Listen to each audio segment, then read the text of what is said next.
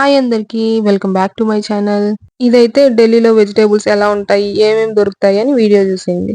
అన్నీ ఏంటంటే అప్పటికప్పుడు మసాలాస్ అన్నీ గూడా ఫ్రెష్‌గా వేసిస్తారనమాట.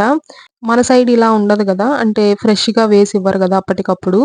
బట్ ఇక్కడైతే వెంటనే మనం అడిగినవి ఎంత క్వాంటిటీ కావాలంటే అంత క్వాంటిటీ వేసిస్తారు మిక్సీలో. అప్పటికప్పుడు ఫ్రెష్‌గా మసాలాస్ అన్నీ దొరుకుతాయనమాట. అండ్ ఇక్కడైతే ఢిల్లీలో ఉన్న వెజిటబుల్స్ అయితే ఈరోజు చూపిస్తాను చూసేయండి. సో, ఢిల్లీలో ఏంటంటే ఒక్కో రోజు ఒక్కో రేట్ ఉంటాయన్నమాట. వెజిటబుల్స్ రేట్స్ అన్నీ గూడా వేరీ అవుతూ ఉంటాయి. ఎప్పుడు ఒకేలా అయితే ఉండదనమాట. అండ్ మెయిన్‌గా ఇంకొకటేంటంటే మన సైడ్ వెజిటబుల్స్ దొరికేదైతే కొంచెం కష్టమే అనమాట. కానీ ఇక్కడైతే కొంచెం ఆల్‌మోస్ట్ పర్లేదు బానే దొరుకుతుంది. ఇదైతే సాగర్‌పూర్‌లో ఉంది. మాకు దగ్గరే అక్కడి నుంచి. సో ఇదైతే పచ్చి పసుపు. ఇదైతే బాగా అవైలబుల్‌గా ఉంటది. పుదీనా, కొత్తిమీర అయితే బానే దొరుకుతుంది. కానీ కరివేపాకు మాత్రం వెతుకుతూ ఉండాలి. అసలు దొరకదు మోస్ట్‌లీ.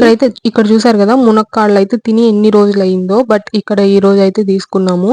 అండ్ మామిడికాయలు గూడా చాలా ఫ్రెష్‌గా బావున్నాయి.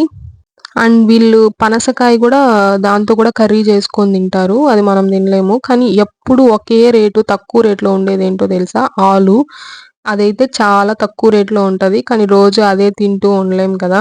ఈ కాకరకాయలైతే హాఫ్ కేజీయే రూ. 40. అండ్ ఇంకెలానో సమ్మర్ ఒస్తుంది కాబట్టి సొరకాయలు, ఇంకా కీరాలు ఇవైతే చాలా ఫ్రెష్‌గా దొరుకుతాయి. అదొకటి ప్లస్ పాయింట్ ఇక్కడ. అవి రేట్స్ కూడా పర్లేదు. కొంచెం రీజనబుల్ గానే ఉంటాయి. ఇటు సైడ్ ఇవైతే టిండా అంటారు వీటిని. సో, ఇక్కడ ఫేమస్. ఇక్కడ వాళ్ళు చాలా ఎక్కువగా తింటారవి. ఇంకా ఆకుకూరలైతే ఫ్రెష్‌గానే ఉంటది. కానీ మన సైడ్ ఆకుకూరలైతే దొరకవు. పాలాకు, మెంతాకు ఇవైతే ఎక్కువగా ఉంటది. అండ్ ఇంకా కొంచెం వెరైటీ ఆకైతే ఏదో ఉంటది. కానీ నాకవంతగా తెలీదు. ఇవైతే మాకు వీక్‌కి సరిపడే వెజిటబుల్.